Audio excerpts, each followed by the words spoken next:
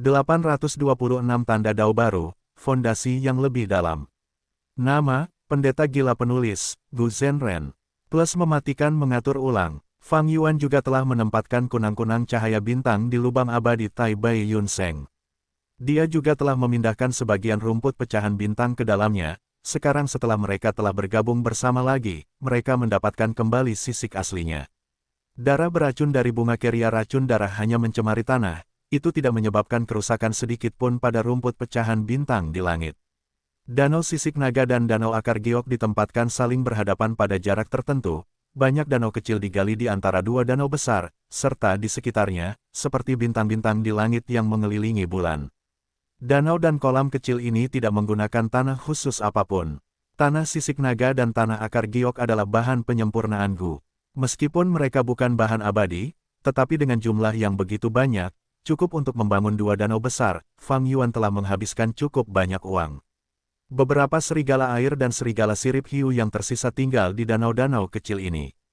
Binatang buas serigala sirip hiu yang telah ditundukkan Fang Yuan juga berpindah-pindah di sini, memakan ikan-ikan di danau-danau kecil ini ketika ia lapar. Ada banyak ikan mas giok biru di kolam dan danau. Ikan mas giok biru ini dapat tetap hidup dengan keras kepala dalam kondisi yang keras. Bahkan darah beracun tidak dapat membunuh mereka, sebaliknya itu menyebabkan sebagian dari mereka mengalami mutasi, menjadi ikan mas giok darah. Harga ikan mas giok darah ini beberapa kali lipat dari ikan mas giok biru. Di bagian barat tanah terberkati Hu Immortal, Fang Yuan telah mengikuti pola yang ditetapkan, menggali tanah, mengatur formasi Gu, dan menggunakan batu arang untuk membangun danau besar. Namun, danau ini bahkan tidak memiliki setetes air pun. Sebaliknya, udara panas naik dengan batu arang yang menutupi dasar danau. Ketika angin bertiup, batu arang hitam abu-abu bersinar dengan cahaya merah. Fang Yuan menamai danau ini Danau Arang. Itu adalah tempat berkembang biak terbaik kedua untuk ular piton naga api yang menakutkan. Metode optimal digunakan di markas besar suku Dongfang, pengaturan di tanah terberkati kolam giok. Fang Yuan mengetahui metode optimal ini dari jiwa Dongfang Changfan. Dapat dikatakan bahwa dia sangat jelas tentang pengaturan tersebut. Namun sayang, kekayaan Fang Yuan tidak cukup untuk membiayainya. Terlebih lagi, jumlah uang yang dibutuhkan pada tahap awal terlalu besar. Fang Yuan mempertimbangkannya dengan saksama dan memilih menggunakan metode terbaik kedua, yaitu batu arang, untuk membangun sarang bagi ular piton naga api yang menakutkan. Ia menempatkan semua ular piton naga api yang menakutkan di dalamnya dan membiarkannya berkembang biak. Fang Yuan menjauh, dan pada setiap jarak yang ditentukan, ia menggali sebuah danau kecil. Ia tidak menggunakan tanah khusus apapun. Setelah menyiapkan formasi Gu yang sederhana, ia menuangkan semua darah beracun yang diambil dari lubang abadi ke dalamnya. Di bawah pengaruh isolasi dari formasi Gu, danau darah beracun ini hanya akan merembes keluar sedikit setiap tahun, mencemari tanah di sekitarnya. Di seluruh bagian barat tanah terberkati Hu Immortal, Fang Yuan menggali ratusan danau darah kecil. Mengapa Fang Yuan melakukannya? Ini terkait dengan hubungan antara kesengsaraan surgawi atau malapetaka duniawi dan tanah terberkati. Keberuntungan baik tersembunyi di dalam keburukan, nasib buruk mengintai di dalam kebaikan. Semakin dalam fondasi tanah terberkati, semakin besar keberuntungannya, dan semakin kuat kesengsaraan surgawi atau malapetaka duniawi, dan semakin mereka akan menargetkan keberuntungan tersebut. Misalnya, malapetaka duniawi sebelumnya dari tanah terberkati Hu Immortal, kepiting rawa binatang buas yang membawa lumpur bubur Gu abadi, ditargetkan pada bagian paling berharga dari tanah terberkati Hu Immortal, Gunung Danghun. Hasilnya adalah Gunung Danghun secara bertahap mulai berubah menjadi tumpukan lumpur bubur, hampir tidak diselamatkan oleh Fang Yuan dari kematiannya. Surga itu adil dan memperhatikan keseimbangan. Jika Anda memiliki keunggulan khusus dalam satu aspek dan menarik kecemburuan surga, kesengsaraan surgawi atau malapetaka duniawi akan melemahkan Anda. Tentu saja, ada terlalu banyak jenis kesengsaraan dan malapetaka, aturan ini tidak mutlak dan orang hanya bisa mengatakan bahwa kemungkinannya tinggi. Ini adalah perwujudan dari nasib buruk mengintai dalam kebaikan. Setelah malapetaka duniawi kepiting rawa, tanah terberkati Hu Immortal sebenarnya telah memperoleh sejumlah besar tanda dao jalur perbudakan serta sejumlah kecil tanda dao jalur bumi.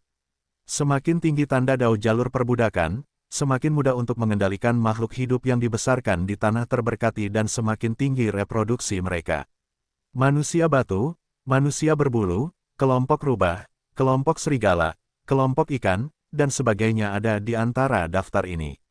Ini adalah aspek paling unggul dari tanah terberkati Hu Immortal, lagi pula, pemilik aslinya, Hu Immortal, adalah Gu Immortal jalur perbudakan. Di antara tanda Dao yang meningkat setelah setiap kesengsaraan dan malapetaka, jumlah tertinggi akan berada dalam tanda Dao jalur perbudakan. Selain jalur perbudakan, ada sejumlah kecil tanda Dao jalur bumi. Tanda Dao ini dapat meningkatkan kesuburan tanah di tanah terberkati Hu Immortal. Tanah akan menjadi lebih padat dan dapat menyerap lebih banyak ki bumi, dan mendukung Gunung Danghun. Tanda Dao ini tidak dapat diperiksa dengan metode biasa. Mereka bergabung ke tanah terberkati Hu Immortal dan secara komprehensif dibangun ke dalam dunia kecil ini, membuatnya lebih menonjol. Dan ini adalah perwujudan dari, keberuntungan terletak di dalam keburukan. Langit dan bumi menargetkan Gunung Danghun, menciptakan bencana duniawi kepiting rawa. Namun setelah kesengsaraan, tanah terberkati Hu Immortal memperoleh manfaat, tanda Dao jalur bumi meningkat, yang malah menyebabkan gunung menjadi lebih cocok untuk tanah terberkati. Dan bencana duniawi ini adalah bunga keria racun darah. Fang Yuan dalam hati menduga bahwa ini mungkin dikirim oleh langit dan bumi terkait dengan tingkat pencapaian Grandmaster jalur darahnya. Setelah melewati bencana ini, tanah terberkati Hu Immortal sekali lagi memperoleh sejumlah besar tanda Dao. Tanda Dao jalur perbudakan masih yang tertinggi jumlahnya, yang selanjutnya meningkatkan keistimewaan tanah terberkati Hu Immortal. Pada saat yang sama, ada juga banyak tanda Dao jalur darah. Munculnya tanda Dao jalur darah tidak diragukan lagi mengubah tanah terberkati Hu Immortal. Mutasi ikan mas giok biru menjadi ikan mas giok darah hanyalah salah satu manifestasinya. Setelah Fang Yuan menghabiskan banyak tenaga dan energi untuk menghilangkan lapisan atas tanah di tanah terberkati Hu Immortal, lapisan tanah yang terbuka di bawahnya sudah memiliki sejumlah besar rumput lembut dan kuncup bunga yang indah tumbuh. Rumput itu disebut rumput sabit darah dan setelah benar-benar matang, tangkainya akan bengkok seperti sabit, lebar dan ujungnya setajam pisau. Dan bunganya disebut bunga kapak merah. Kelopaknya seperti bilah kapak, berwarna putih tetapi memancarkan sedikit cahaya merah. Mengenai rumput sabit darah dan bunga kapak merah, keduanya merupakan bahan penyempurnaan Gu yang sangat baik.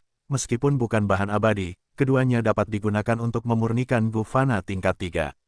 Begitu rumput sabit darah dan bunga kapak merah yang ada di seluruh tanah terberkati Hu Immortal matang, jumlahnya akan mencengangkan dan bertindak sebagai sumber kekayaan yang baik. Dan kekayaan ini sebenarnya diberikan oleh malapetaka duniawi terakhir ke tanah terberkati Hu Immortal.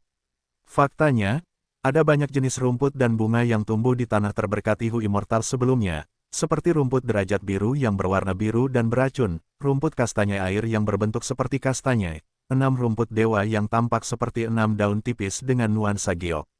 Dan juga bunga 7 harta yang berwarna 7, dan bunga tes susu berbentuk cangkir, diisi dengan nektar yang seperti tes susu. Namun, bunga dan rumput ini paling banyak dapat digunakan untuk memurnikan Gu tingkat 1 dan 2. Nilainya jauh lebih rendah daripada rumput sabit darah dan bunga kapak merah. Darah beracun telah meresap ke dalam tanah, mengubah sebagian sistem akar dan benih bunga serta rumput ini menjadi benih rumput sabit darah dan bunga kapak merah. Poin utamanya adalah bahwa penambahan tanda Dao jalur darah merombak lingkungan tanah terberkati Hu Immortal, yang menciptakan fondasi bagi rumput sabit darah dan bunga kapak merah untuk tumbuh. Gu Immortal tingkat 6 mengalami bencana duniawi setiap 10 tahun, dan kesengsaraan surgawi setiap 100 tahun. Setelah 300 tahun, menghadapi total 30 bencana duniawi dan 3 kesengsaraan surgawi, mereka dapat naik ke Gu Immortal tingkat 7. Bencana duniawi lebih lemah daripada kesengsaraan surgawi, setiap bencana dan kesengsaraan adalah ujian sulit dari surga, mereka dipenuhi dengan bahaya tetapi juga dipenuhi dengan peluang. Tanda Dao yang baru ditambahkan akan mereformasi dunia tanah terberkati untuk menghasilkan sumber daya yang lebih berharga.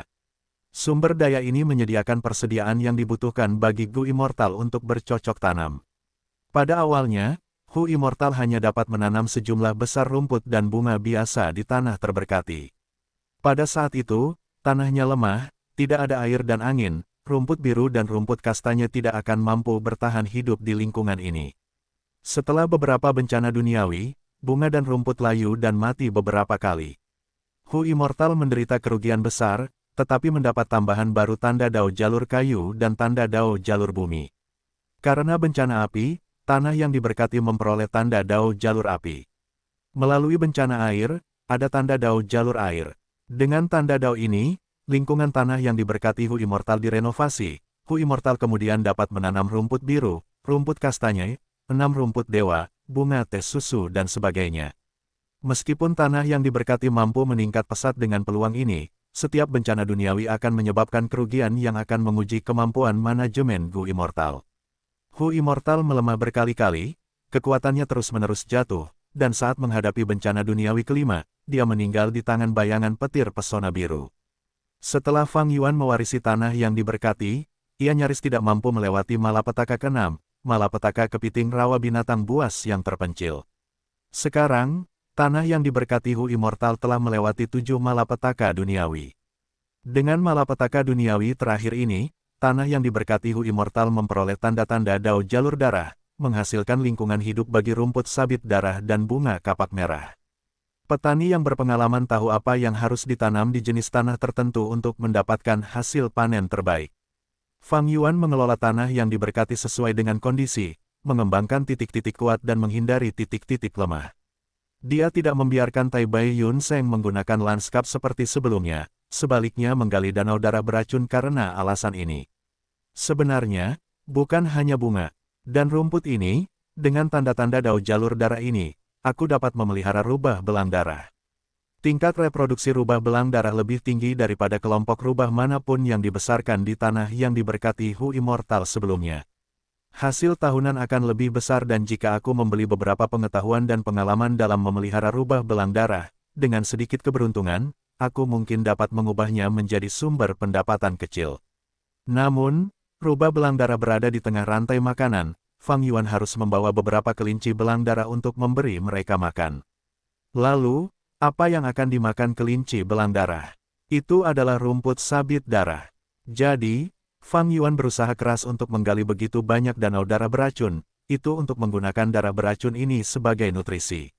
Di bawah kendali formasi Gu, mereka akan meresap ke dalam tanah dan terus-menerus menyuburkan pertumbuhan rumput sabit darah dan bunga kapak merah. Untuk memberikan persaingan yang menguntungkan bagi rubah garis darah, Fang Yuan juga berencana untuk membeli beberapa serigala berjanggut beracun. Sebelumnya, tanah terberkati Hu Immortal tidak cocok untuk pertumbuhan serigala berjanggut beracun ini. Namun dengan kontaminasi darah beracun sekarang, Fang Yuan dapat memelihara beberapa serigala berjanggut beracun. Tidak perlu banyak serigala berjanggut beracun, ia hanya membutuhkan sejumlah kecil dari mereka untuk membentuk efek ikan lele dengan rubah garis darah. Fang Yuan sangat sibuk, seolah-olah ia berlarian ke sana kemari. Waktu berlalu dengan cepat ketika seseorang sedang sibuk. Hampir dalam sekejap, lebih dari setengah bulan telah berlalu di tanah terberkati Hu Immortal. Proyek Fang Yuan untuk merombak tanah terberkati Hu Immortal akhirnya berakhir. Tanah terberkati Hu Immortal berubah tak dapat dikenali lagi. Di bagian timur, Danau Sisik Naga dan Danau Akar Giok saling meningkatkan keindahan satu sama lain, dengan banyak danau dan kolam kecil di sekitarnya. Danau-danau tersebut berisi ikan naga, ikan gelembung udara, ikan mas giok darah, dan ikan mas giok biru. Di samping danau-danau tersebut terdapat sejumlah serigala sirip hiu, serigala air, dan babi berkulit tanah. Di bagian barat, jumlah danau telah meningkat tajam, melampaui bagian timur. Bagian tengah bagian barat sepenuhnya ditempati oleh Danau Arang. Setiap interval jarak yang ditetapkan adalah danau darah beracun kecil. Ratusan danau darah tersebar merata di bagian barat, dilihat dari pandangan mata burung, itu adalah tontonan yang luar biasa. Tidak lama kemudian, akan ada ladang rumput sabit darah dan lautan bunga kapak merah di sini. Ada sejumlah kecil kelinci garis darah, serigala jenggot racun dan rubah garis darah yang tinggal di sini. Tetapi rubah garis darah terus-menerus ditarik dari dunia luar, dan jumlah mereka meningkat dari hari ke hari. Sesuatu yang layak disebutkan adalah binatang buas raksasa bertanduk domba, itu juga ditempatkan di sini untuk mencegah binatang buas serigala sirip hiu di bagian timur memburunya di bagian selatan tanah suci Hu Immortal. Sebagian kecil manusia batu masih berhibernasi di bawah tanah. Karena sejumlah besar bunga keria racun darah telah muncul dan mati di terowongan mereka, rumah bawah tanah manusia batu ini akan menghasilkan biji batu darah setelah puluhan tahun. Namun, Gua bawah tanah yang menyembunyikan gua kebijaksanaan dipulihkan dengan lanskap seperti sebelumnya. Hutan Zi tampak lemah, tetapi tidak perlu disembuhkan dan dapat menghilangkan racunnya sendiri, bahkan ada kemungkinan tertentu untuk menghasilkan hutan Zi darah. Bagian utara tanah suci, yang medannya sempit dan areanya lebih kecil, didirikan sebagai tempat berkembang biaknya laba-laba penyesalan. Di tengah tanah suci itu terdapat Gunung Danghun. Jiwa Dongfang Changfan dikurung di istana Danghun, bersama dengan puluhan anggota suku Dongfang yang tersisa. Sejumlah besar material abadi ditempatkan di gudang. 5.000 kg air minyak, telur mati raksasa dari burung camar pasir duniawi, dan sejumlah besar gu kantung udara juga disimpan dalam persediaan. Di dekat Gunung Danghun terdapat 3 sarang batu Fang Yuan, tempat tinggal banyak budak manusia berbulu dan memurnikan gu tanpa henti. Adapun sejumlah kecil pohon willow cermin, semuanya sudah mati. Nengat pengemis yang memakan daun pohon willow cermin sebagai makanan tidak lagi berguna, dan dijual. Sekarang, 3 titik sumber daya berskala besar, ular piton naga api yang menakutkan, laba-laba penyesalan, dan ikan naga, benar-benar terbentuk. Alih-alih hanya menyimpannya seperti sebelumnya, pengembangan ini memastikan bahwa ketiga titik sumber daya tersebut dapat tumbuh dan berkembang biak dalam jumlah dan dijual untuk mendapatkan keuntungan. Namun, saat ini, ketiga titik sumber daya ini masih dibangun dalam skala besar dan tidak dapat segera dipasarkan. Ada juga sejumlah besar gu kantung udara di gudang istana Danghun. Namun Fang Yuan tidak dapat menjualnya sekaligus dan menghasilkan keuntungan besar, dengan Sekte Bangau Abadi masih mengincar tanah suci abadi Hu. Semakin sedikit perhatian yang diterimanya, semakin baik. Menjualnya secara perlahan dapat mengurangi risiko dan memungkinkan keuntungan datang dengan stabil. Hari kedua setelah tanah suci Hu Immortal dipulihkan, Tai Bai Yun Seng mengucapkan selamat tinggal kepada Fang Yuan. Dia telah berusaha keras selama periode waktu ini. Tanpa bantuannya, Fang Yuan akan membutuhkan waktu setengah bulan lebih lama untuk menyelesaikan proyek sebesar itu. Dia tidak hanya menghabiskan banyak usaha, tetapi juga meminjamkan beberapa batu esensi abadi kepada Fang Yuan. Fang Yuan tidak memiliki banyak batu esensi abadi dan dia kekurangan modal selama investasi awal renovasi. Tai Bai Yun Seng memberinya beberapa batu esensi abadi untuk menutupi kekurangan ini. Ngomong-ngomong, di antara 4 orang yang menandatangani aliansi pegunungan bersalju, Tai Bai Yun Seng adalah yang terkaya saat ini. Dia telah membuat kemajuan yang baik di Laut Timur, mengimpor sejumlah besar sumber daya ke dalam lubang abadi miliknya, yang menyebabkan fondasi lubang abadi miliknya tidak mampu mengimbangi, ki bumi menjadi kurang dalam jumlah dan terjadi ketidakstabilan. Baru saja, Tai Bai Yun Seng kembali ke tanah suci Hu Immortal tidak hanya untuk membantu Fang Yuan, tetapi juga untuk tujuan lain, untuk kembali ke dataran utara, menempatkan tanah sucinya, menyerap ki bumi dan juga menghadapi malapetaka duniawi. Namun, belum saatnya malapetaka duniawi muncul dan menyerap ki bumi juga membutuhkan waktu. Ketika malapetaka duniawi melanda, Fang Yuan juga harus membantu Tai Bai Yun Seng. Tai Bai Yun Seng meninggalkan tanah suci Hu Immortal, Hei Lou Lan, bagaimanapun, tetap tinggal. Segera, Fang Yuan juga meninggalkan tanah suci Hu Immortal untuk pergi ke benua tengah. Itu karena konvensi jalur pemurnian benua tengah akan segera dimulai. Benua tengah, Gunung Fei He, Sekte Bangau Abadi. Awan dan kabut berkeliaran di sekitar gunung terapung ini, dengan burung bangau terbang di antara hutan pinus. Di ruang rahasia bawah tanah di Sekte Bangau Abadi, ruangan itu lembab dan gelap, dan dindingnya ditutupi lumut. Selain ranjang batu di ruangan itu, tidak ada perabotan lain. Di ranjang batu itu, seorang Master Gu muda sedang berbaring, wajahnya pucat seperti kertas tetapi tidak ada luka di tubuhnya, seolah-olah dia sedang koma. Itu adalah Gu Yue Fang Zheng. Seekor cacing gu berbaring tak bergerak di dada Fang Zheng.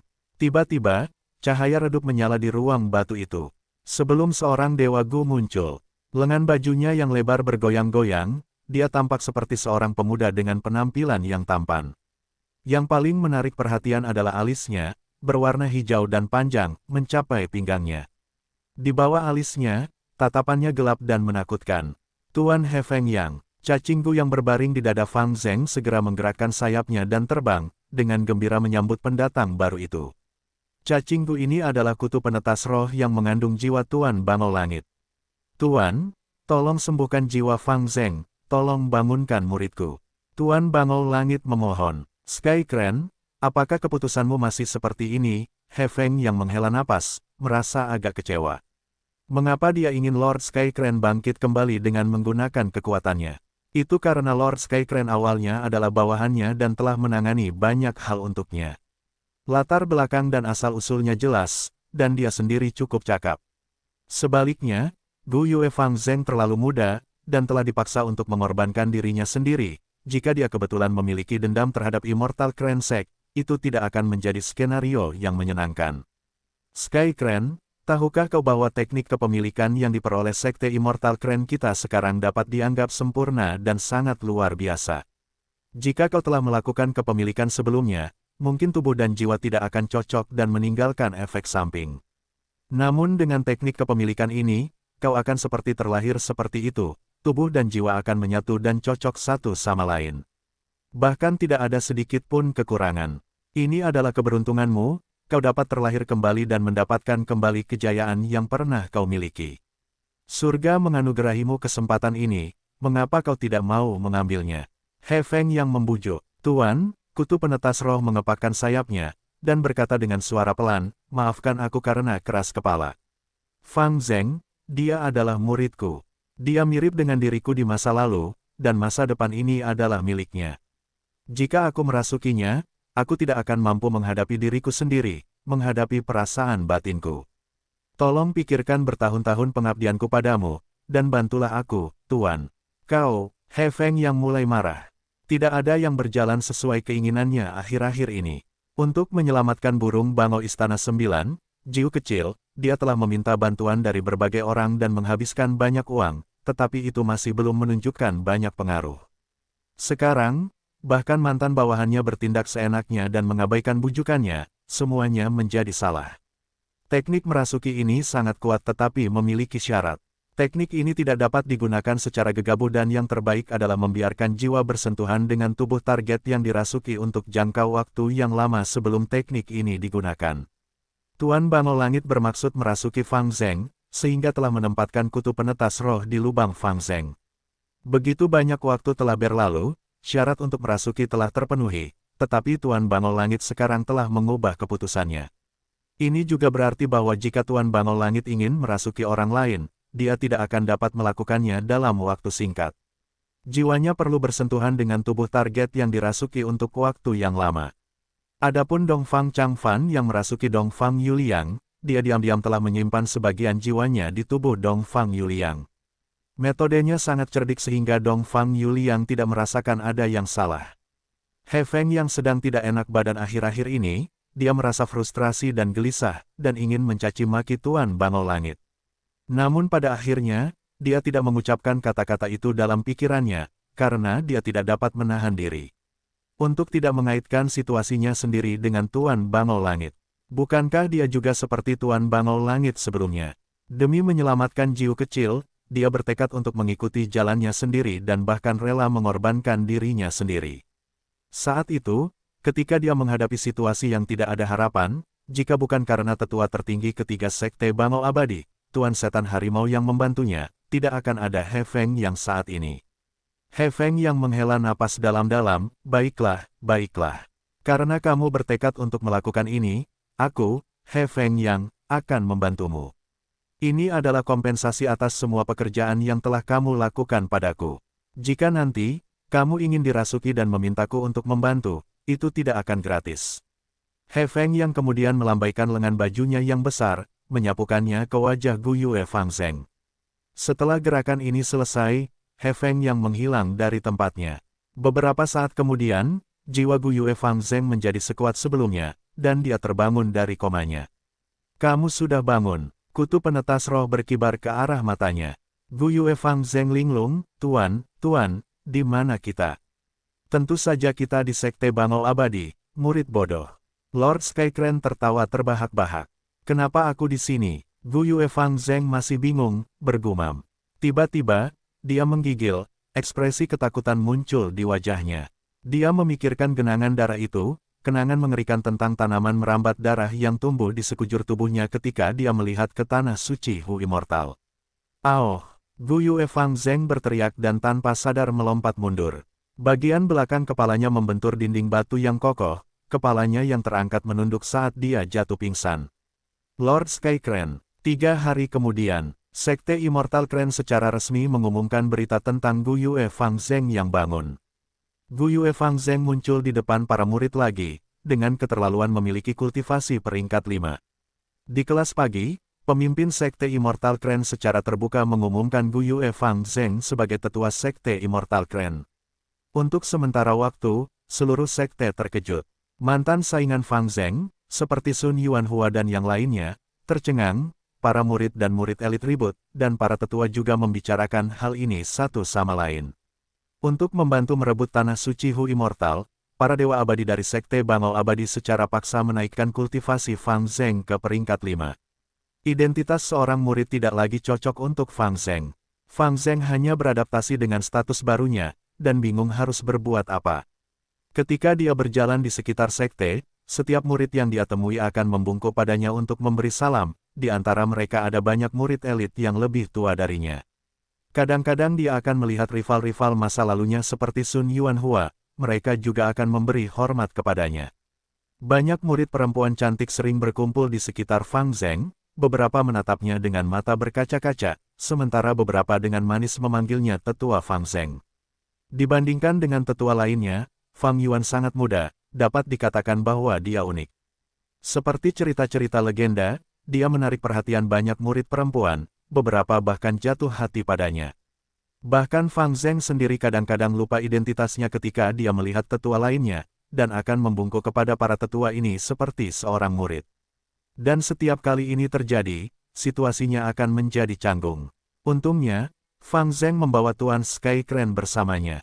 Pemimpin Sekte Immortal Crane juga kadang-kadang memanggilnya untuk menanyakan tentang kesejahteraannya dan apakah dia menghadapi masalah, membuatnya merasa kewalahan dengan perhatian dan bantuan itu. Yang membuat Gu Yue Fang Zheng semakin bahagia adalah bahwa manfaat sekte itu bagi para tetua puluhan kali lebih besar daripada perlakuan yang diterima oleh para murid. Tuan Skycrane samar-samar dapat melihat maksud di balik ini. Sebelumnya, para petinggi sekte sengaja mengorbankan Fang Zheng, menggunakan hidupnya untuk meningkatkan kemungkinan merebut tanah terberkati Hu Immortal. Saat ini, mereka menghujaninya dengan status dan fasilitas, untuk memulihkan kesetiaannya kepada sekte. Pada akhirnya, Fang Zheng bukanlah Fang Yuan, dia terlalu muda dan memiliki sedikit pengalaman hidup, bahkan tidak memiliki sedikit pun perasaan akan niat ini. Faktanya, dia tidak memiliki keluhan terhadap Sekte Bangau Abadi, dan setelah menjadi penatua, dia bahkan memiliki lebih banyak rasa memiliki terhadap Sekte Bangau Abadi.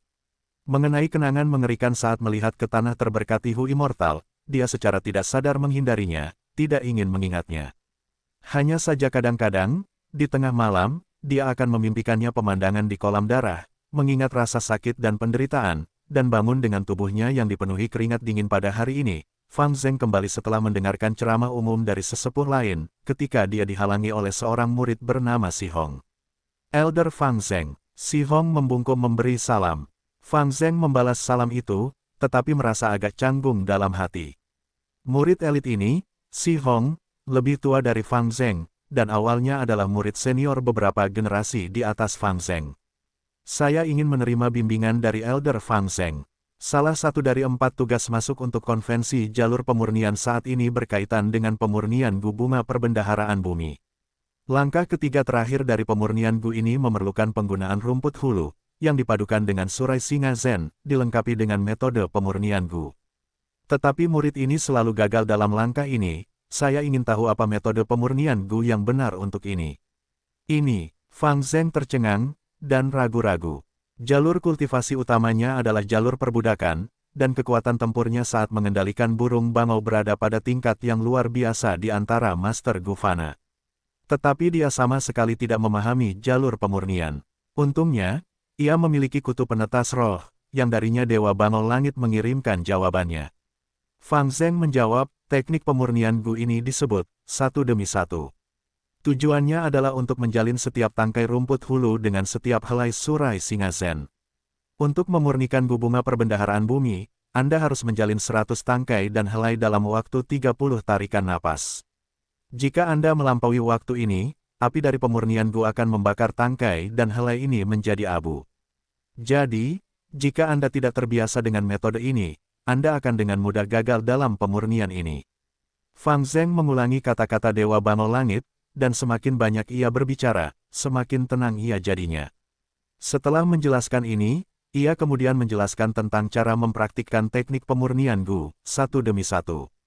Ekspresi Si Hong sedikit berubah, menunjukkan keheranan sebelum buru-buru membungkuk untuk berterima kasih. Terima kasih banyak atas bimbingan tetua Fang Zheng, saya telah belajar banyak. Apakah Anda masih memiliki sesuatu yang tidak Anda mengerti? Fang Zheng tersenyum, mulai kecanduan dengan perasaan mengajar ini. Tidak ada lagi, tidak ada lagi. Murid ini harus pergi. Si Hong membungkuk, dan pergi.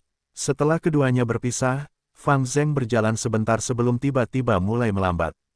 Dia mengerutkan kening dan menyadari, Si Hong ini tidak datang untuk benar-benar meminta nasihat, rasanya sebaliknya, seperti dia sengaja mencoba menciptakan kesulitan untukku.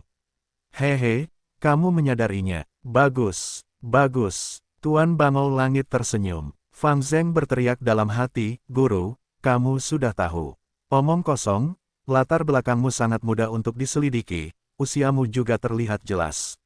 Semua orang tahu kau tidak mengolah jalur pemurnian, Si Hong, bagaimanapun, dengan sengaja menanyakan pertanyaan seperti itu, apalagi kalau bukan untuk mencoba menyusahkanmu. Lord Skycrane berhenti sejenak di sini, sebelum bertanya pada Fang Zheng, apakah kau tahu mengapa dia mencoba menciptakan kesulitan untukmu?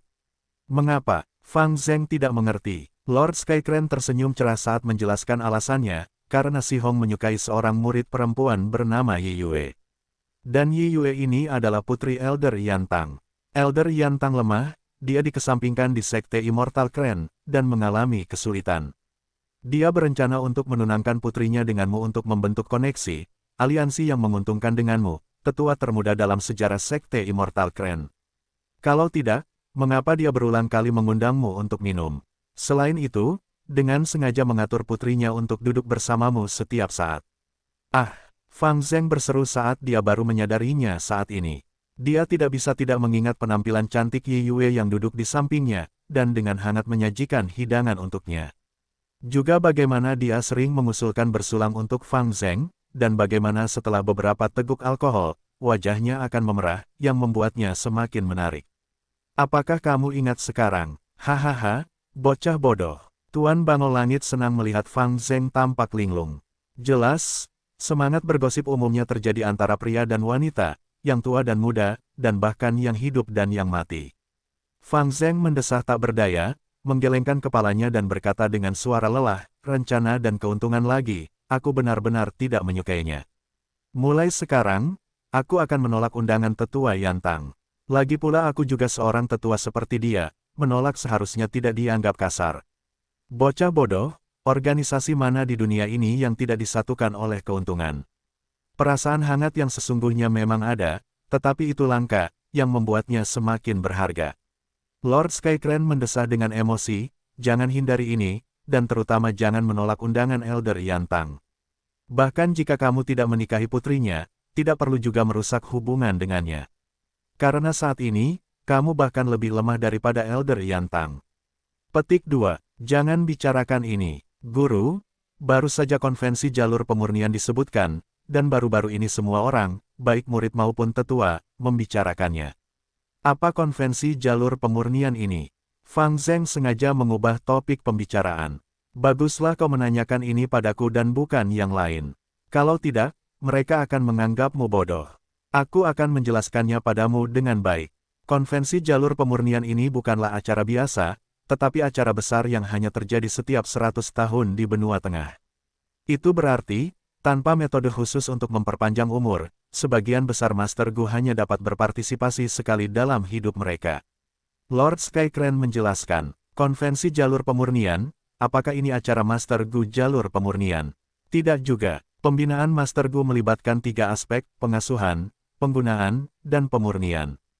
Konvensi jalur pemurnian bukanlah acara di mana hanya Master Gu jalur pemurnian yang dapat berpartisipasi, selama kau memiliki keterampilan dalam aspek pemurnian Gu, atau pengalaman dan wawasan, kau dapat berpartisipasi. Lord Skycrane melanjutkan, skala acara akbar ini belum pernah terjadi sebelumnya, ini adalah acara jalur pemurnian terbesar di dunia. Ratusan ribu Master Gu berpartisipasi dalam setiap konvensi jalur pemurnian, mereka datang dari berbagai sekte di benua tengah. Bahkan Master Gu dari Laut Timur, Gurun Barat, Perbatasan Selatan, dan Dataran Utara akan muncul. Perbatasan Selatan, secerca emosi muncul dalam diri Fang Zheng dan dia tidak bisa tidak mengingat Gunung King Mao. Dia bertanya, setelah beberapa saat, lalu apa saja 4 tugas masuk yang disebutkan Si Hong?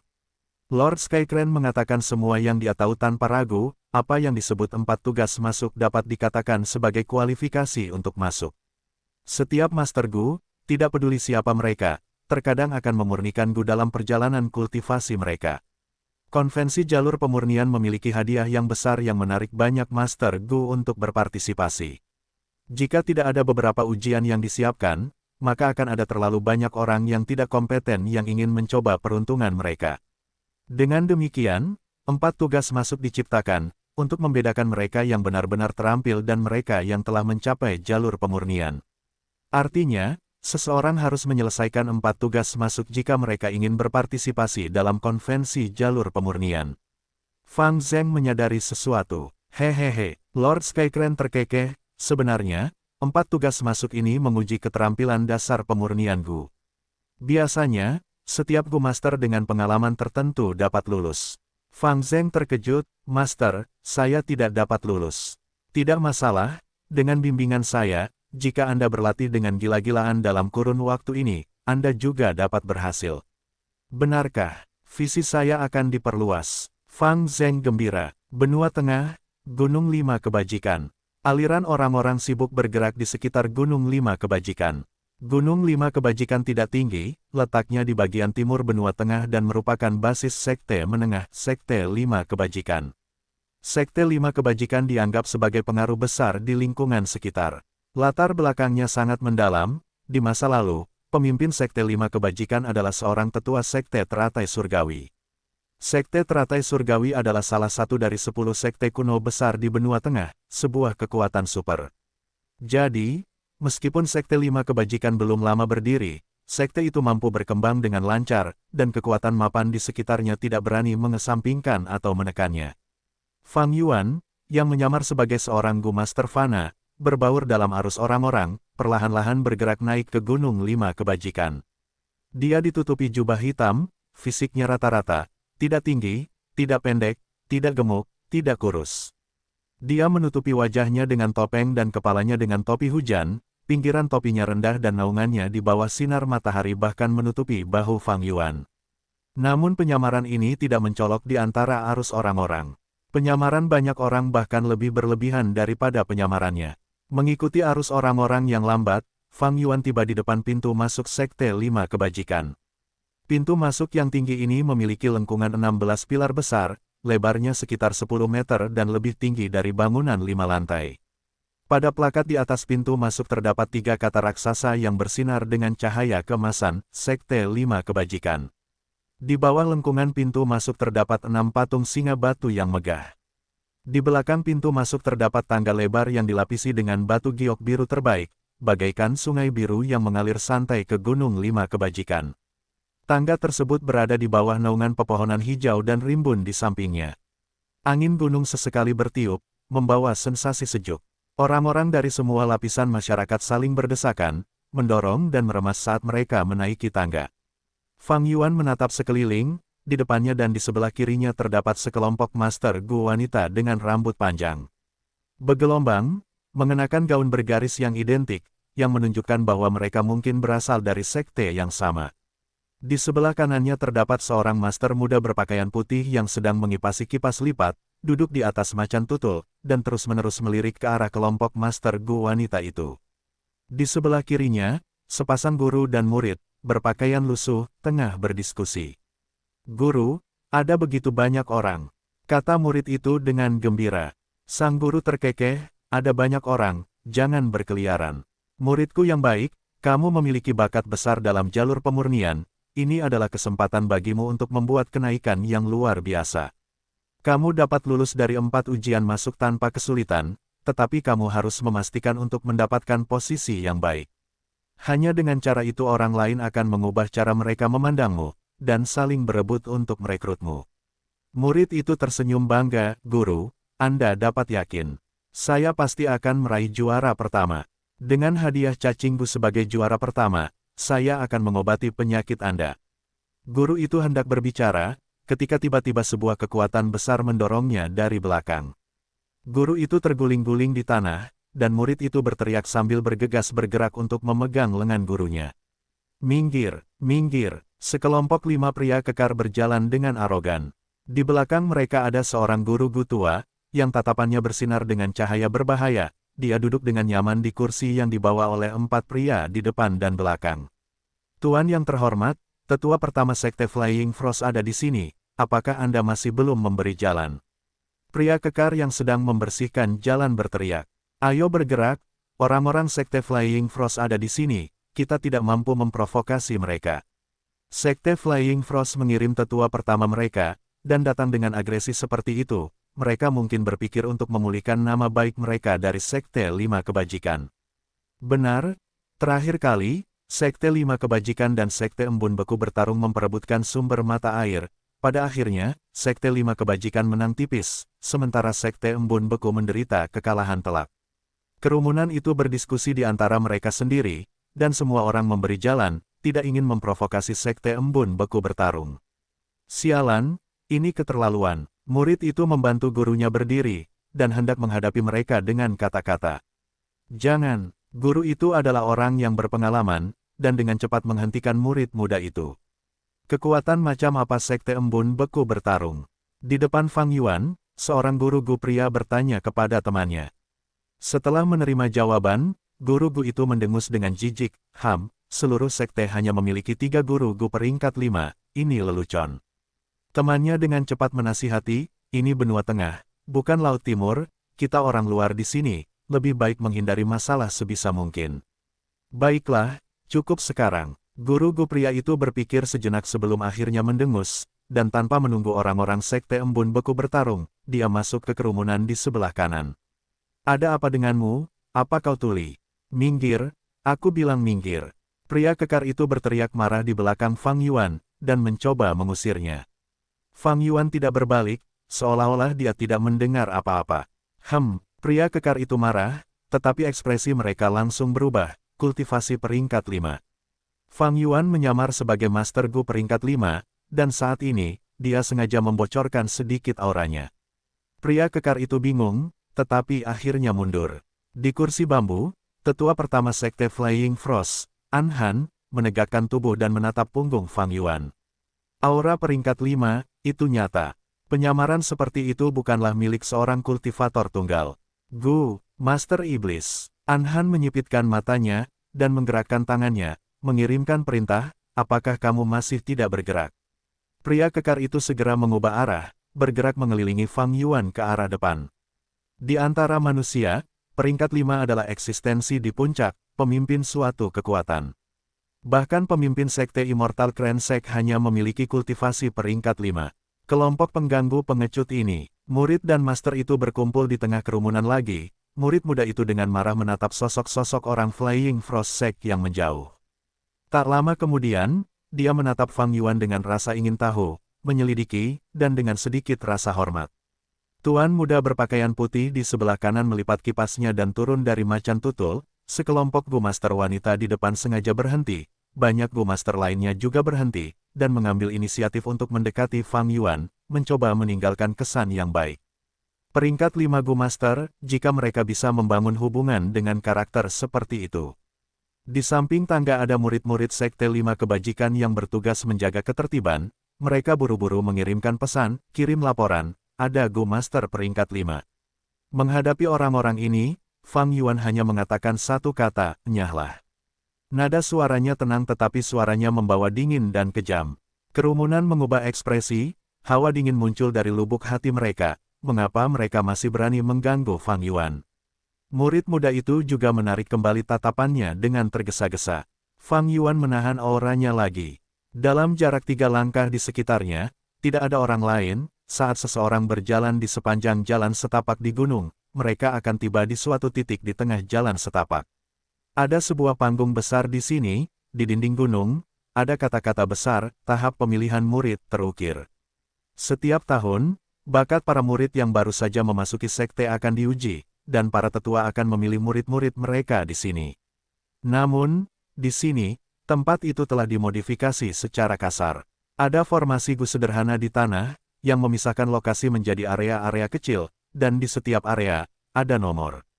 Sesekali, orang-orang di depan akan bergerak maju sedikit. Di sisi jalan setapak, para murid Sekte 5 Kebajikan membagikan token dengan nomor di atasnya. Fang Yuan mengambil tokennya, nomor di atasnya adalah 63.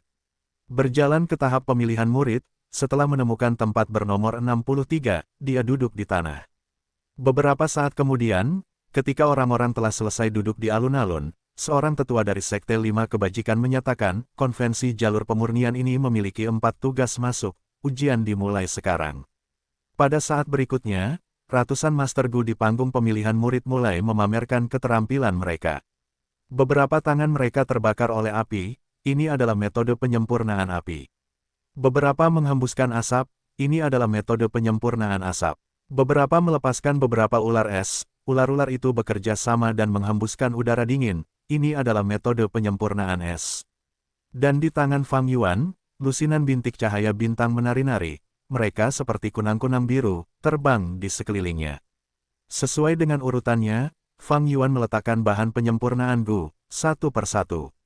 15 menit kemudian, dia menyelesaikan semua tugas dan berdiri.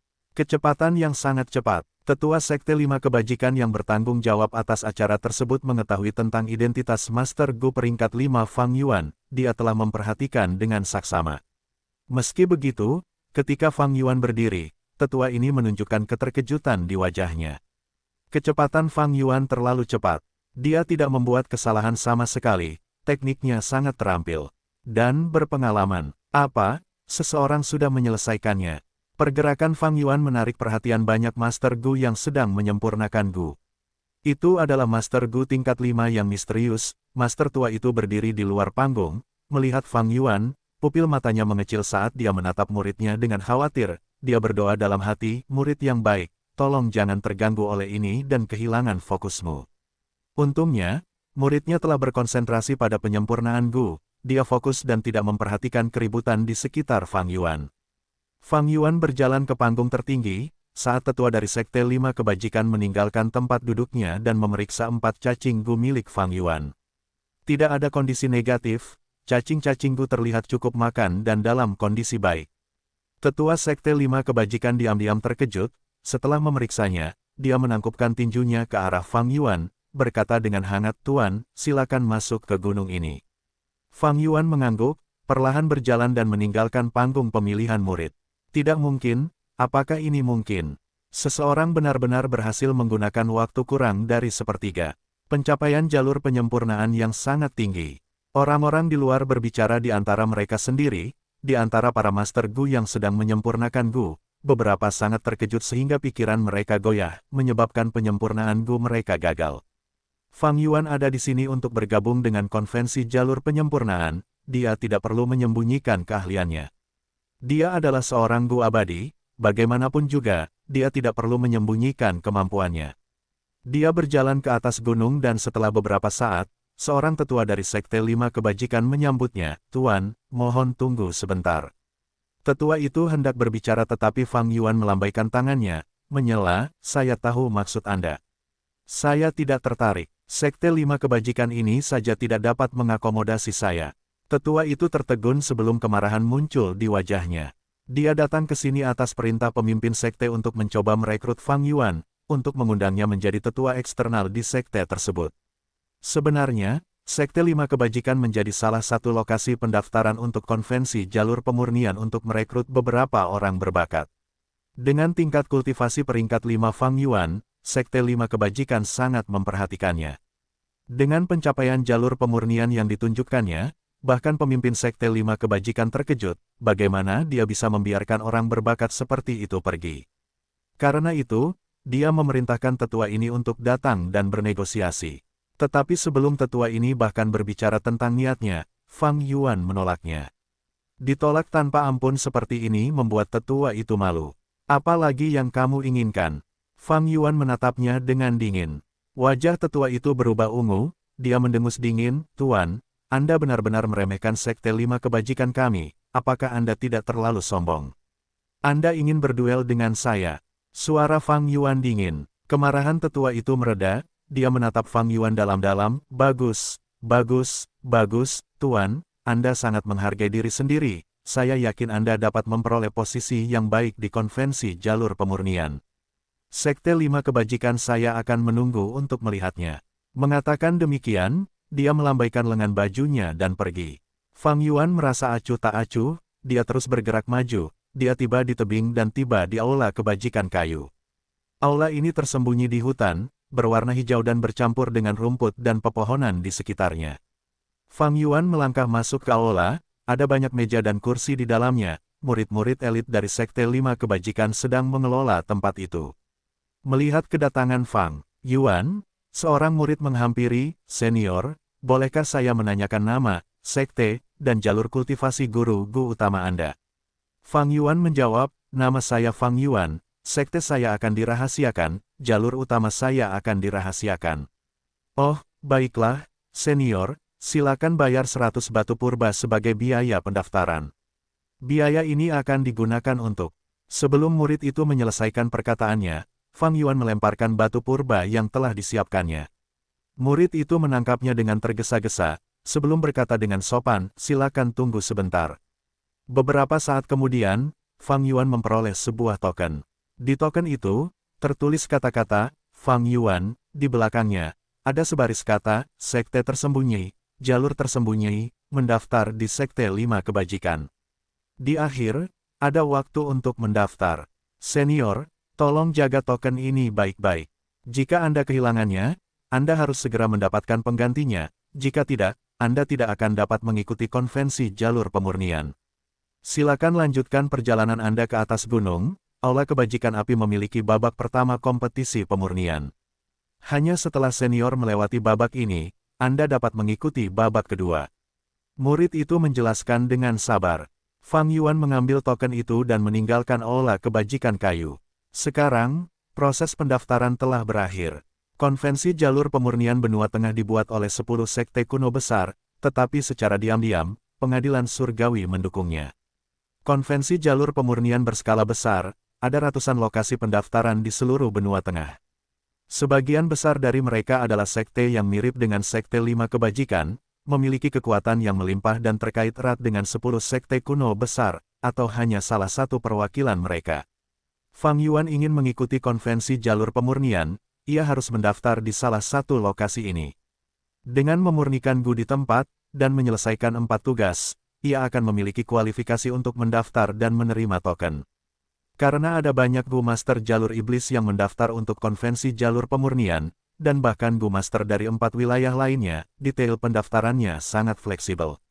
Nama bisa dibuat-buat, sekte dan jalur tidak perlu disebutkan, satu-satunya hal yang penting adalah token itu sendiri. Ada juga sekelompok Gu Master khusus. Orang-orang ini berada di sekte atau mereka sendiri telah memperoleh posisi yang baik di konvensi jalur pemurnian sebelumnya, sehingga mereka dapat bergabung dengan konvensi jalur pemurnian secara otomatis. Misalnya, Hong Yi adalah salah satu kasusnya. Dia berada di Universal Life Academy, yang telah memperoleh tempat di dekat akhir daftar 100 tahun yang lalu dalam konvensi jalur pemurnian. Ini memberi mereka 3 tempat untuk bergabung dengan konvensi jalur pemurnian secara otomatis. Yang perlu dicatat adalah bahwa perlakuan ini hanya untuk Master Gu Benua Tengah, serta Sekte Benua Tengah. Bagaimanapun, konvensi jalur pemurnian ini diadakan oleh 10 sekte kuno besar Benua Tengah, mereka akan mengutamakan wilayah mereka sendiri. Tentu saja, Sekte Bangau Abadi memiliki lebih banyak tempat, tetapi Fang Yuan hanya berada dalam kekuatan cabang Sekte Bangau Abadi. Jika dia benar-benar melakukannya, itu akan merepotkan. Namun, Fang Zheng berbeda. Sebagian tempat yang dimiliki sekte didistribusikan kepada murid dan murid elit, sementara bagian lainnya diberikan kepada para tetua.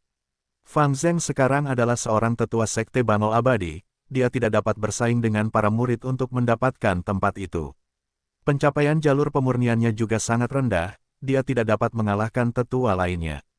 Sekte Bangau Abadi secara alami memberikan tempat gratis kepada mereka yang memiliki dasar yang kuat dalam penyempurnaan Gu, yaitu para Master Gu yang dapat mempertahankan prestise Sekte Bangau Abadi dalam konvensi jalur penyempurnaan. Jadi, baik Fang Zheng maupun Fang Yuan, mereka harus mendaftar sendiri. Fang Yuan memegang token dan berjalan menaiki gunung, memasuki aula kebajikan api. Ini adalah babak pertama kompetisi dalam konvensi jalur penyempurnaan. Jika hasilnya buruk, dia tidak akan dapat mengikuti babak kedua. Fang Yuan masuk dan diberitahu tentang detail penyempurnaan Gu. Dalam 30 menit, aku harus memurnikan Gu cahaya air peringkat 1, setidaknya 100 diantaranya untuk lulus dan masuk babak kedua. Memurnikan 150 akan memberiku hadiah 5 kg kelopak bayangan hantu, 180 akan memberiku 6 baskom air tanpa akar, 200 akan memberiku 10 potong kayu petir, 240 adalah juara ketiga, 260 adalah juara kedua, dan 276 adalah juara pertama. Aku akan mendapatkan cacing Gu penyembuh peringkat 4 yang bagus dalam menghilangkan racun panas, Gu bersinar hijau. Fang Yuan berpikir dalam benaknya. Kesulitan babak pertama ini lebih tinggi daripada 4 tugas entry pertama. Namun, itu seharusnya tidak menjadi masalah bagi sebagian besar Master Gu. Karena mereka hanya perlu memurnikan 100 Gu cahaya air untuk lulus dan maju ke babak kedua. Namun, hadiah untuk memurnikan jumlah yang lebih besar cukup menggoda bagi Master Gu ini. Juara pertama akan mendapatkan cacing Gu peringkat 4, Gu bersinar hijau. Gu peringkat 4 seringkali merupakan sesuatu yang hanya dimiliki oleh tetua pasukan besar, atau pemimpin pasukan kecil. Mengenai Fang Yuan, dia dapat membeli Gu hijau bersinar di surga kuning harta karun. Status Fang Yuan terlalu tinggi, hadiah-hadiah ini tidak menarik baginya. Namun yang menurutnya menarik adalah tantangan dari tugas-tugas ini. Bahan-bahan untuk penyempurnaan Gu disediakan sebelumnya, aku dapat menggunakannya secara gratis. Mereka juga memberikan resep untuk Gu cahaya air, dan aku dapat mengikutinya dengan santai.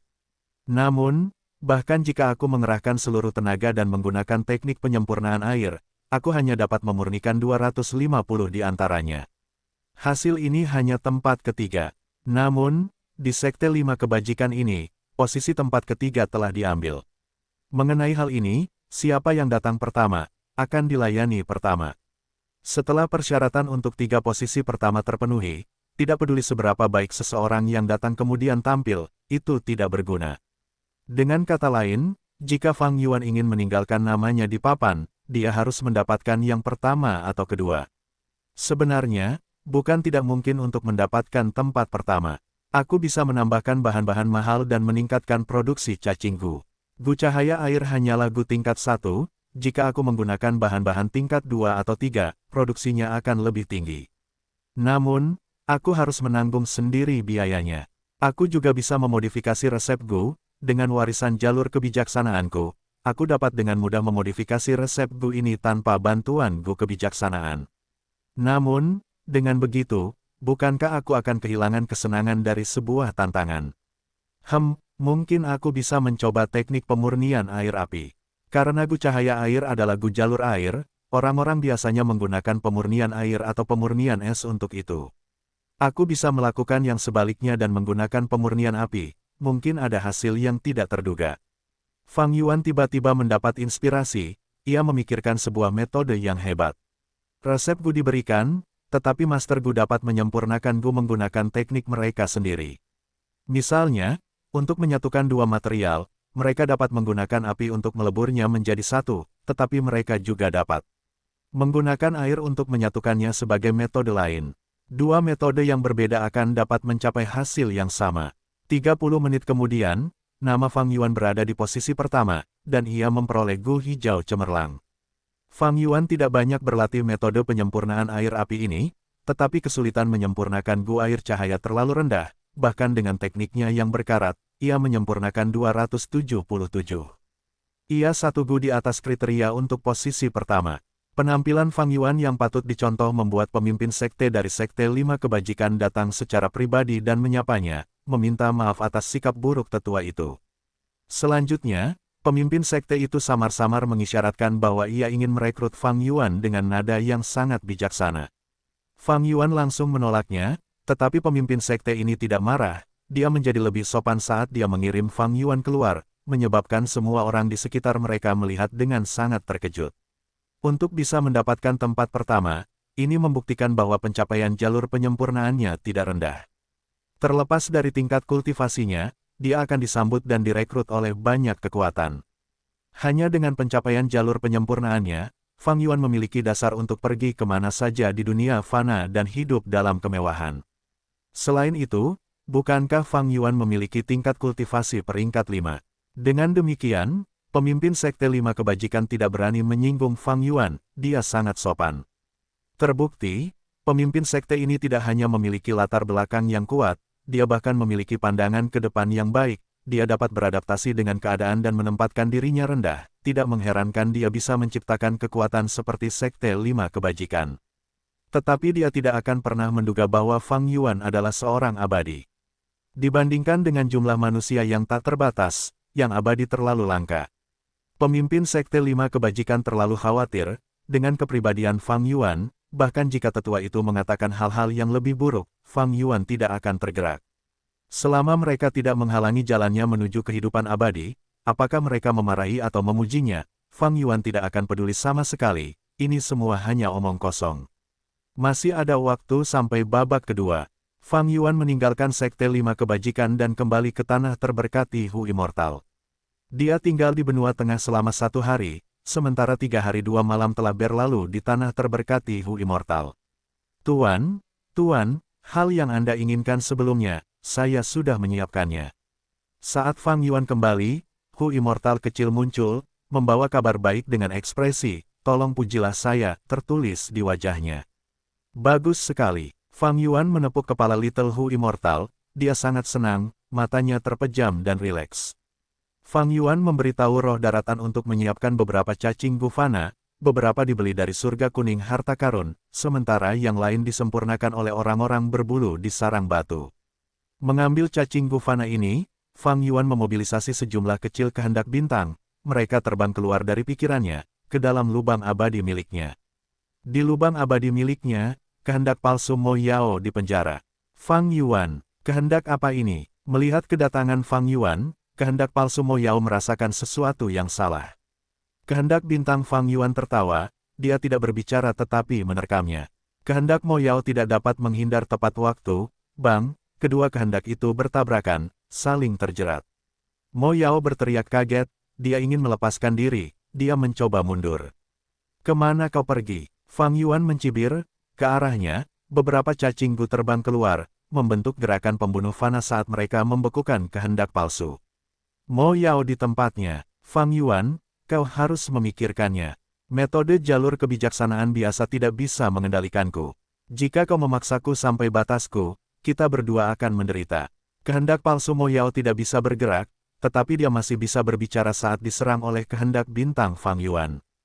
Tidak hanya itu, kehendak palsu Mo Yao keluar seperti air cair, dia mengungguli kehendak bintang Fang Yuan saat dia mencoba berubah menjadi bentuk manusia lagi. Orang bisa melihat bahwa dalam pertarungan kehendak ini, kehendak Mo Yao memiliki keuntungan, pengalamannya jauh melampaui Fang Yuan. Tetapi Fang Yuan tidak cemas setelah melihat ini, dia berkehendak dan beberapa cacing gu terbang keluar dan membentuk jurus pembunuh yang mematikan. Jurus pembunuh ini berubah menjadi berlian bermata 5, menyerang dan menyebarkan kehendak palsu Mo Yao. Kehendak bintang Fang Yuan melakukan serangan balik. Kehendak palsu Mo Yao tidak berbicara, dia terlibat dalam pertempuran dan mencoba membela diri. Tetapi saat ini, jurus pembunuh ketiga Fang Yuan digunakan, jurus itu membentuk spiral cahaya bintang saat mengenai kehendak palsu Mo Yao. Kehendak palsu Mo Yao telah kehilangan kendali atas situasi tersebut, dia tidak punya pilihan selain bertarung dengan kehendak bintang Fang Yuan di dalam spiral cahaya bintang. Saat mereka menyatu, kedua kehendak itu berinteraksi dengan cepat. Kehendak palsu Mo Yao memiliki fragmen memori yang tak terhitung jumlahnya, kehendak bintang Fang Yuan mempelajarinya sekarang. Pada saat yang sama, memori dalam kehendak bintang Fang Yuan dibaca oleh kehendak palsu Mo Yao. Di tengah interaksi mereka, Mo Yao berteriak, Fang Yuan, kamu terlalu bodoh. Kamu terlalu sombong. Kalau begitu, biarlah. Mengatakan ini, kehendak palsu Mo Yao menyusut dengan cepat, dia mencoba bunuh diri dan menghancurkan dirinya sendiri. Fang Yuan terkekeh, dia telah meramalkan ini, ia berkehendak, dan pilar cahaya bintang turun dari langit, ke spiral cahaya bintang.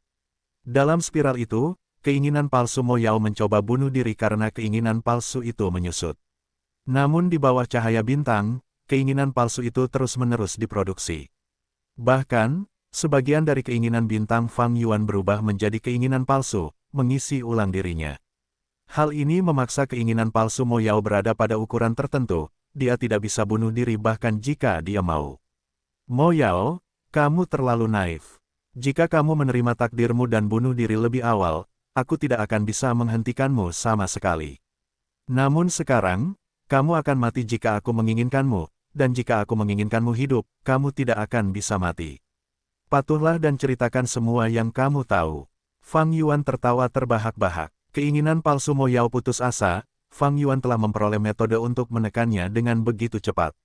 Ini di luar dugaannya. Sekarang, keinginan palsu Mo Yao tahu bahwa dia tidak akan memiliki nilai baginya segera, dia tahu bahwa dia tidak bisa lepas dari takdirnya. Seperti yang dikatakan Fang Yuan, jika dia bunuh diri lebih awal, Fang Yuan tidak akan mendapatkan apapun.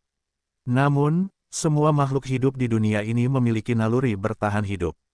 Siapapun pasti ingin hidup, selama masih ada harapan, bahkan keinginan Mo Yao pun tidak ingin bunuh diri.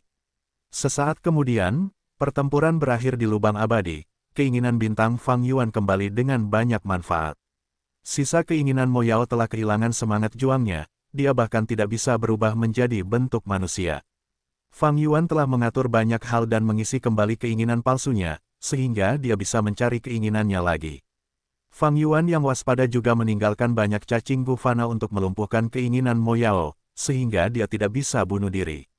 Keinginan bintang Fang Yuan, yang sedang bertarung dengan Mo Yao, memiliki kurang dari 30% dari masa aslinya setelah keluar. 70% telah dikeluarkan sebelumnya. Keinginan bintang Fang Yuan terbang ke langit, meninggalkan lubang abadi dan terbang ke dalam pikiran Fang Yuan. Fang Yuan memejamkan matanya, memeriksa detail dalam keinginan bintang. Mencari jiwa dan keinginan mencari berbeda. Mencari jiwa adalah mencari jiwa secara langsung, membaca semua yang ada dalam ingatan mereka. Mencari surat wasiat berarti menggunakan keinginan sendiri untuk berinteraksi secara paksa dengan keinginan orang lain. Dalam proses ini, seseorang harus menggunakan banyak metode untuk memaksa pihak lain untuk patuh. Mereka yang tidak terampil dalam menangani surat wasiat tidak akan mendapatkan keuntungan pada akhirnya. Terhadap keinginan yang berbeda, metode yang dibutuhkan berbeda. Untungnya, warisan jalur kebijaksanaan Dong Fang Chang Fan sangat lengkap. Setelah Fang Yuan mempelajarinya, surat wasiat Mo Yao, yang sebelumnya sulit dia tangani, menjadi daging di talenan. Setiap kali dia mencari surat wasiat itu perlu memulihkan diri untuk sementara waktu, lagi pula, surat wasiat lebih rapuh daripada jiwa. Yang perlu disebutkan adalah, kapasitas penyimpanan memori dalam surat wasiat lebih kecil daripada dalam jiwa, sebagian besar memori adalah fragmen. Namun, yang paling diinginkan Fang Yuan adalah petunjuk warisan Red Lotus Demon Venerable. Dalam pencarian terakhir ini, Fang Yuan mencapai tujuannya. Red Lotus Demon Venerable, warisan jalur waktu. Beberapa saat kemudian, Fang Yuan membuka matanya, bergumam. Warisan Red Lotus Demon Venerable berada di sungai waktu. Mo Yao tidak tahu harta apa yang ada di warisan itu. Dia hanya tahu bahwa untuk mewarisi warisan Demon Venerable yang tak tertandingi ini, syarat pertama adalah memiliki Spring Autumn Cicada. Tidak hanya itu, Gu Immortal harus meledakkan dirinya sendiri dan menggunakan Spring Autumn Cicada untuk membawa keinginan mereka ke Sungai Waktu. Di Sungai Waktu, mereka harus mencari Pulau Batu Teratai. Hanya setelah mereka mencapai Pulau Batu Teratai, mereka akan melihat keinginan Red Lotus yang tertinggal di sana. Warisan Red Lotus Demon Venerable, sungguh sulit diperoleh. Fang Yuan mendesah. Ini terlalu sulit. Jangkrik musim semi musim gugur peringkat 6, setelah diaktifkan, akan meledakkan diri sendiri Gu Master dengan peluang keberhasilan tertentu. Untuk menemukan keinginan teratai merah, seseorang harus mempertaruhkan peluang bunuh diri. Bahkan jika Gu Master berhasil memasuki Sungai Waktu, kemana mereka akan pergi untuk menemukan Pulau Teratai Batu? Fang Yuan telah memasuki Sungai Waktu sebelumnya, meskipun ia memiliki 3 pengalaman berharga, ia tidak menemukan Pulau Teratai Batu. Dengan kata lain, Gu Master tidak hanya perlu meledakkan diri sendiri dan menggunakan jangkrik musim semi musim gugur untuk membawa keinginan mereka ke Sungai Waktu, mereka harus memanipulasi jangkrik musim semi musim gugur dan berenang di sungai, mencari pulau teratai batu. Fang Yuan tidak dapat melakukan itu. Saat ini ia hanya menggunakan jangkrik musim semi musim gugur sebagai penumpang, ia tidak dapat mengendalikan arah atau rute. Untuk mengendalikan jangkrik musim semi musim gugur dan mencapai level ini, aku memerlukan metode lain untuk bantuan. Tetapi aku tidak memilikinya. Metode-metode ini akan menjadi metode jalur waktu. Dalam aspek ini, Fang Yuan bingung, ia hampir tidak memiliki pengetahuan tentangnya. Saat ini, jika Fang Yuan ingin mendapatkan warisan Red Lotus Demon Venerable, ada jalan panjang yang harus ditempuh. Dia perlu membuat persiapan yang cukup. Warisan Red Lotus Demon Venerable berada di Sungai Waktu, sangat berbahaya baginya untuk mencoba. Mendapatkannya, Fang Yuan hanya bisa mengesampingkan warisan Red Lotus Demon Venerable. Untuk saat ini, dia akan tinggal di Tanah Suci Hu Immortal sambil menunggu putaran kedua konvensi jalur pemurnian. Pada saat yang sama, dia akan menggunakan cahaya kebijaksanaan untuk menyimpulkan gerakan pembunuh abadi yang samar-samar terlihat familiar. Dia telah memperoleh wajah yang samar-samar dikenalnya di pelelangan Northern Plains, itu sudah 50% lengkap. Mengenai apa tiga inti Go abadi itu, informasinya tidak disembunyikan. Masalahnya adalah Fang Yuan tidak memiliki tiga inti Go abadi ini, mereka berada dalam kepemilikan orang lain. Go abadi itu unik, jika Fang Yuan ingin menggunakan jurus pamungkas, wajah yang samar-samar dikenalnya, dia perlu memodifikasi jurus itu dan mengubah inti Go abadi menjadi sesuatu yang lain. Situasi terbaik adalah Go abadi yang sudah dimilikinya. Ini sangat sulit, karena dalam hal jalur transformasi dan jalur kebijaksanaan, tingkat pencapaian Fang Yuan tidak terlalu tinggi.